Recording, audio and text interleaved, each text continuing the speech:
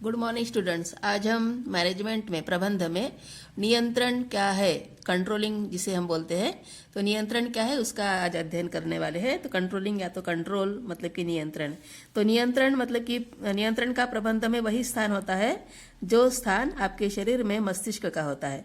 जिस प्रकार मस्तिष्क संपूर्ण शरीर की गतिविधियों को नियंत्रित करता है, उसी प्रकार नियंत्रण प्रबंध की गतिविधियों को नियंत्रित करता है। तो आप हमारे शरीर में मस्तिष्क का जो स्थान है वही नियंत्रण का स्थान प्रबंध में होता है। अभी एक नियंत्रण मतलब कि विभिन्न कार्यों की जांच पड़ताल कर उनमें आवश्यक संशोधन करना और उनका मार्गदर्शन करना ही प्रबंध के नियंत्रण होता है।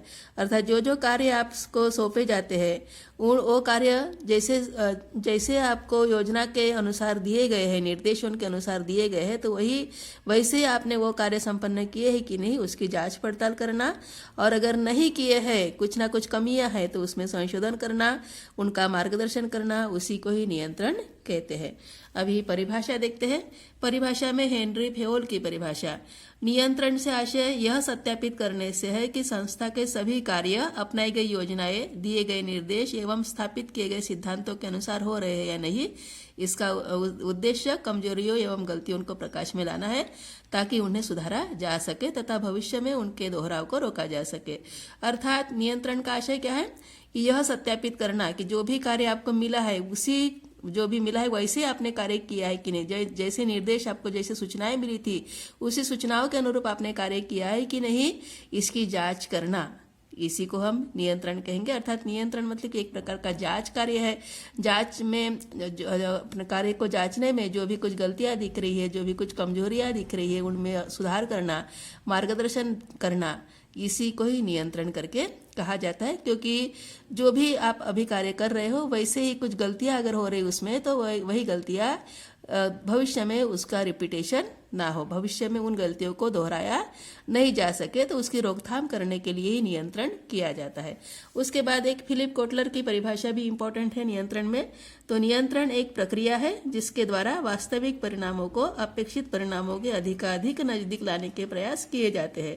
तो जो भी अपेक्षित परिणाम है, उन अपेक्षित परिणामों को वास्तविक परिणामों से नजदीक लाने का प्रयास किया जाता है। अर्थात आपने सोचा था 10th में 90% प्राप्त करना और मिल गया आपको 75, तो जो भी कुछ अंतर है तो वह अंतर को दूर करने का ही कार्य नियंत्रण में किया जाएगा। तो वास्तविक परिणाम मतलब कि आपके मार्कशीट में जो रिजल्ट मिला है उसे वास्तविक परिणाम बोलेंगे, और अपेक्षित परिणाम मतलब कि आपने क्या अपेक्षा रखी थी उसको अपेक्षित परिणाम बोलेंगे। तो इन वास्तविक परिणाम और अपेक्षित परिणाम, इनमें ज्यादा दूरी ना रखना, उसी को ही हम नियंत्रण करके बोलेंगे। या तो वास्तविक और अपेक्षित परिणाम एक ही होना चाहिए, जो आपने सोचा था वैसे अगर आपको मिलता है मतलब कि आप पूर्ण नियंत्रण में हो। तो यही फिलिप कोटलर की परिभाषा है नियंत्रण की। उसके बाद अभी हम पहुंचते हैं विशेषताएं, लक्षण या तो प्रकृति की तरफ। तो नियंत्रण की विशेषताएं है, पहला तो है नियंत्रण एक प्रबंधकीय कार्य है। अर्थात जो भी प्रबंधक अधिकारी होता है तो वह विभिन्न विशेषज्ञों एवं सहायकों की सलाह से नियंत्रण का कार्य करता है। नियंत्रण प्रबंधक के सभी स्तरों पर होता है, ये दूसरे नंबर की विशेषता। प्रबंधक का प्रत्येक 3 स्तरों पर प्रबंधक का कार्य चलता है, उच्च स्तर, मध्यम स्तर, निम्न स्तर। तीनों स्तरों पर नियंत्रण का कार्य करना पड़ता है, क्योंकि जब तक नियंत्रण नहीं है तब तक कोई भी व्यक्ति अपना कार्य सही ढंग से पूर्ण नहीं कर पाएगा, और इसीलिए नियंत्रण का कार्य तीनों स्तरों पर होता है। तीसरे नंबर की विशेषता है नियंत्रण एक सतत प्रक्रिया है। तो नियंत्रण एक ऐसी प्रक्रिया है जो लगातार गतिमान रहती है। नियंत्रण के माध्यम से विभिन्न योजनाएं, उद्देश्य, क्रियाकलाप, कार्यविधि, इन पर लगातार हमें नजर रखने की आवश्यकता पड़ती है ताकि जो कार्य है वह योजनाओं के अनुरूप ही होता रहे। तो इसलिए तीसरे नंबर का पॉइंट है कि नियंत्रण एक सतत प्रक्रिया है। चौथे नंबर में है नियंत्रण भविष्यात्मक होता है। नियंत्रण का उद्देश्य वर्तमान की जो भी त्रुटियां है, कमियां है, उनको दूर करना और भविष्य में कोई बाधा या तो त्रुटियां न हो, इसके लिए आवश्यक कदम उठाना होता है।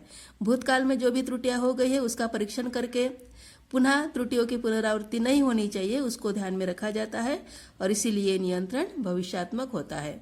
5वें नंबर का पॉइंट है प्रारंभ व अंत में सहायक। नियंत्रण का संबंध किसी भी कार्य की शुरुआत करते समय नियंत्रण आवश्यक है, साथ में कार्य समाप्त होने के बाद आपका कार्य योजना के अनुरूप हुआ कि नहीं उसकी जांच करने में भी नियंत्रण आवश्यक होता है। इसलिए प्रारंभ एवं अंत में आवश्यक है नियंत्रण।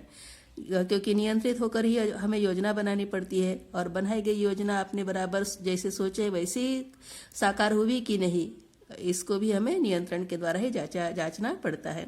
फिर 6वें नंबर का पॉइंट है नियंत्रण व्यक्तियों से संबंधित है। तो प्रबंधक के अंतर्गत जो नियंत्रण शब्द है इसका संबंध प्राकृतिक व्यक्ति से है, न कि कोई कंपनी संस्था, इससे नहीं है।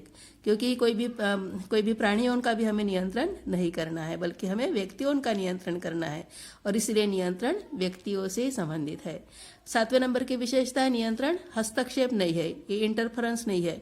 हस्तक्षेप करना कार्य में बाधा पहुंचाता है, और इसकी हस्तक्षेप मतलब कि नकारात्मक प्रकृति वाला होता है। और नियंत्रण हस्तक्षेप नहीं होता, और ना ही नियंत्रण से आपके कार्य में बाधा पहुंचती है, बल्कि कार्य के दौरान आने वाली जो बाधाएं हैं उनको दूर करने के लिए आपका मार्ग प्रशस्त किया जाता है, आपको विशिष्ट मार्गदर्शन दिया जाता है नियंत्रण की सहायता से। और इसी कारण से नियंत्रण नकारात्मक नहीं है, बल्कि कैसा है, सकारात्मक है। 8वें नंबर का पॉइंट है नियंत्रण सुधारात्मक कार्यवाही है। ये जो नियंत्रण है ये हस्तक्षेप नहीं है, सुधारात्मक कार्यवाही है, सकारात्मक कार्यवाही है। अर्थात सही कार्य को सही ढंग से कैसे किया जाए इसके लिए आपको उचित मार्गदर्शन यहाँ पे दिया जाता है। जो भी पहले गलतियाँ जो हो गई थी उसको दूर करने के लिए संशोधन करवाया जाता है, और इसी कारण से नियंत्रण को हम सुधारात्मक कार्यवाही समझते हैं। फिर उसके बाद है 90 नंबर की विशेषता, नियंत्रण नकारात्मक व सकारात्मक दोनों भी होता है। तो नियंत्रण की प्रकृति या तो इसका स्वभाव नकारात्मक और सकारात्मक दोनों भी हो सकता है। सकारात्मक के अंतर्गत स्वीकार करने योग्य एवं अच्छे कार्य को प्रोत्साहित करता है, और अस्वीकार न करने योग्य या तो अनावश्यक कार्य को प्रतिबंधित करता है। अर्थात आपने जो सही कार्य किया है तो आपको प्रोत्साहन मिलता है, और अगर गलत कार्य आपके द्वारा हुआ है तो उसको भी रोकने का कार्य नियंत्रण में किया जाता है। इसलिए नियंत्रण नकारात्मक एवं सकारात्मक है। 10वें नंबर का पॉइंट है नियंत्रण अधिकारों का हनन नहीं। नियंत्रण से किसी भी प्रकार के अधिकारों का हनन नहीं किया जाता। अधिकारों का यहाँ पे आपके अधिकारों को छीना नहीं जाएगा, और यहाँ पे अधिकारों का सही उपयोग कैसे किया जाए यह नियंत्रण में बताया जाता है। श्रमिकों का मानना है कि नियंत्रण के अधिकारों और व्यक्तिगत स्वतंत्रता का हनन होता है, तो ये जो है वह पूर्णतः तर्कहीन है, अर्थात किसी के अधिकारों को यहाँ पे छीना नहीं जाएगा। तो ये नियंत्रण से मतलब कि अधिकारों का हनन नहीं होता। फिर है नियंत्रण का आधार क्या है, नियोजन है। तो नियंत्रण पूर्णतः नियोजन पर आधारित है, क्योंकि नियोजन में हम योजना बनाते हैं, और जैसे योजना बनी कि नहीं वैसे अपेक्षित परिणाम आपको मिला है कि नहीं इसकी जांच यहाँ पे की जाती है, और इसीलिए ही नियंत्रण का जो आधार है वह नियोजन है। फिर है नियंत्रण एक क्या है, प्रणाली है। नियंत्रण एक सिस्टम है। तो नियंत्रण अपने आप में पूर्णतः एक प्रणाली है जो अपने ढंग से कार्य करती है। इसकी एक निश्चित विधि होती है जिसका पूर्ण पालन करना पड़ता है। नियोजन का आधार मानकर एक स्वतंत्र प्रणाली है नियंत्रण, और जिसे अपनाया जाता है, और जैसे कि यहाँ पे दिया है न्यायपालिका देश में स्वतंत्र है, और वह संविधान को आधार मानकर न्याय करती है, और संविधान को नियोजन और न्यायपालिका को नियंत्रण की संज्ञा दी जाती है। मतलब कि संविधान मतलब कि नियोजन है, और जो भी न्यायपालिका है वह नियंत्रण है। तो इस प्रकार से नियंत्रण एक प्रकार की प्रणाली है। तो ये नियंत्रण की लक्षण या तो विशेषताएं प्रकृति यहाँ पे कंप्लीट हुई। उसके बाद नियंत्रण का महत्व देखते हैं।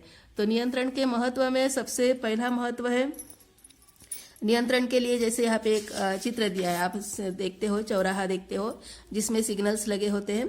तो वहाँ पे क्या है कि आपको कहाँ से कब जाना है, कब रुकना है, कब जाने के लिए तैयार होना है, इसके बारे में तुरंत सिंबल्स दिए जाते हैं।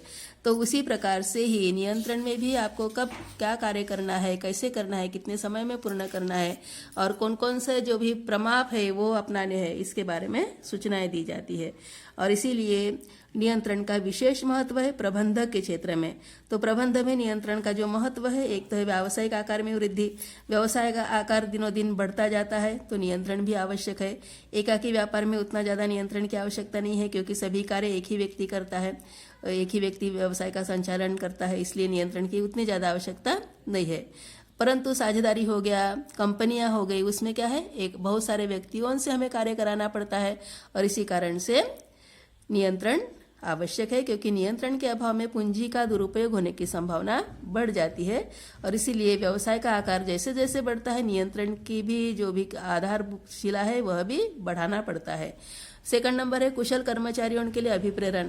तो जो भी कुशल कर्मचारी होते हैं, इफेक्टिव एम्प्लॉयज जो होते हैं, तो उनको वो नियंत्रण की विधि का सदैव स्वागत करते हैं, क्योंकि अच्छा कार्य जहाँ पे होता है, अच्छे कार्य का सुअवसर जहाँ पे मिलता है, वहाँ पे कुशल कर्मचारी और भी अपने कार्य को प्रोत्साहित ढंग से करते हैं, और इसीलिए नियंत्रण आवश्यक है अभिप्रेरण के लिए। पूर्ण अनुशासन के लिए भी नियंत्रण आवश्यक है। नियंत्रण को ही हम अनुशासन भी बोल सकते हैं, और इसीलिए ही जहाँ पर नियंत्रण का आशय नियंत्रण रहता है, वहीं पे अनुशासन भी रहता है, और जहाँ पे अनुशासन नहीं वहाँ पे मनोबल टूटता है, और इसी कारण से जो भी अच्छे कर्मचारी, कुशल कर्मचारी, उनकी क्षमता पर बुरा प्रभाव पड़ता है, और इसी कारण से पूर्ण अनुशासन बनाए रखने के लिए भी नियंत्रण आवश्यक है। फिर है भावी नियोजन में सहायक। तो नियंत्रण प्रक्रिया से प्रबंधकों को अपने उद्देश्य एवं सीमाओं को अपनी क्षमता का पूर्ण ज्ञान हो जाता है, और इसी ज्ञान के आधार पर वह भविष्य में नियोजन करते हैं, अर्थात व्यवसाय के आकार में वृद्धि करना या तो नए नए उत्पादन कार्य करना, ये भी क्या है, वर्तमान परिणामों पर आधारित होते हैं।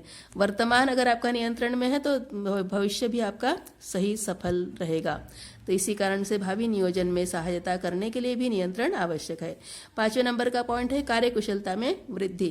तो जो अच्छे कार्यकुशल कर्मचारी होते हैं वे यही चाहते हैं कि नियंत्रण कैसा हो, प्रभावपूर्ण हो, ताकि उनके कार्यों का सही मूल्यांकन होता रहे, और उससे कार्यकुशलता में वृद्धि भी हो और उनमें उनकी प्रगति हो। और इसी कारण से अच्छे पढ़ने वाले छात्र भी यही चाहते हैं कि विद्यालय में पूर्ण नियंत्रण बना रहे, पूर्ण अनुशासन बना रहे, और अनुशासन अगर रहेगा तो अध्ययन का कार्य दिनों दिन बढ़ता जाएगा, और यही कारण है कि वह अच्छी तरह से जो भी परिणाम उन्होंने सोचा है वही परिणाम वह प्राप्त कर पाएंगे, और इसी कारण से कार्यकुशलता में वृद्धि करने के लिए भी नियंत्रण आवश्यक है। फिर आगे है जोखिम में कमी। तो व्यापार और जोखिम ये दोनों शब्द अलग अलग नहीं है, किंतु व्यापार की सीमा और बाधाओं को पूर्णतः नियंत्रित किया जाए तो व्यापार की जोखिम को भी काफी सीमा तक हम कम कर सकते हैं, और इसीलिए ही व्यापारिक जोखिम में कमी लाने के लिए भी नियंत्रण महत्वपूर्ण है। फिर है समन्वय में सहायक। जो भी अलग अलग प्रकार के कार्यों में तालमेल बनाए रखने के लिए, सामंजस्य बनाए रखने के लिए भी नियंत्रण श्रेष्ठ रहता है। नियंत्रण जहाँ पे श्रेष्ठ है वहाँ पे अनुशासन रहेगा, और अनुशासन रहने से सभी कार्यों में उचित सामंजस्य निर्माण किया जाएगा। फिर 8वें नंबर का महत्व है विकेंद्रीकरण में सहायक। तो जो बड़े आकार के जो उद्योग धंधे हैं वहाँ पे विकेंद्रीकरण की नीति अपनानी पड़ती है, क्योंकि एक ही कार्य को अलग अलग भागों में विभाजित करना पड़ता है, और अलग अलग भागों में विभाजित करके अलग अलग अधिकारियों उनकी नियुक्ति करनी पड़ती है, और इसी कारण से उसी को हम विकेंद्रीकरण कहते हैं। तो विकेंद्रीकरण में नियंत्रण का महत्व और भी बढ़ जाता है, क्योंकि अधीनस्थों को अधिकारों के साथ साथ जिम्मेदारियां भी सौंप दी जाती है, और वही उनके जिम्मेदारी अगर सौंपी जाती है मतलब कि उनको अपना कार्य सही नियंत्रण में रहकर करना पड़ता है। तो ये 8वें नंबर का महत्व है। 9वें नंबर का महत्व है नियोजन तथा संगठन की जांच। लक्ष्यों की प्राप्ति के लिए नियोजन किया जाता है, और नियोजन को कार्य के अनुरूप किया गया है कि नहीं, इसकी जांच नियंत्रण के द्वारा आसानी से की जाती है। और इसी प्रकार जो भी संगठन है, मतलब कि योजना को कार्यान्वित करने के लिए जिन समूहों का हमने सहायता ली है, तो वह समूह जो है मतलब कि माल, मशीन, मनुष्य, तो ये सभी अपने अपने समय पर कार्य पूर्ण कर रहे कि नहीं, उसकी जांच के लिए नियंत्रण कराया जाएगा। और फिर 10वें नंबर का पॉइंट है सभी अनियमितताओं का पता। तो प्रभावपूर्ण नियंत्रण व्यवस्था से संगठन में होने वाले सभी जो गलत कार्य है, अनियमित कार्य है, उनका पर्दाफाश हो जाता है। कार्य की चोरी, पैसे की चोरी, सामान की चोरी, अकुशल एवं उपक्रम विरोधी कर्मचारी अगर रहेंगे तो ये विरोधी गतिविधियां या तो अनियमित क्रियाएं नियंत्रण से सामने आती है, और इसी कारण से नियंत्रण का विशिष्ट महत्व है प्रबंध में। तो इस प्रकार से आज यहाँ तक हम पढ़ेंगे, उसके बाद और भी नियंत्रण के बारे में जानकारी लेंगे। तो आशा करते हैं आपको नियंत्रण क्या होता है ये समझ में आ गया होगा।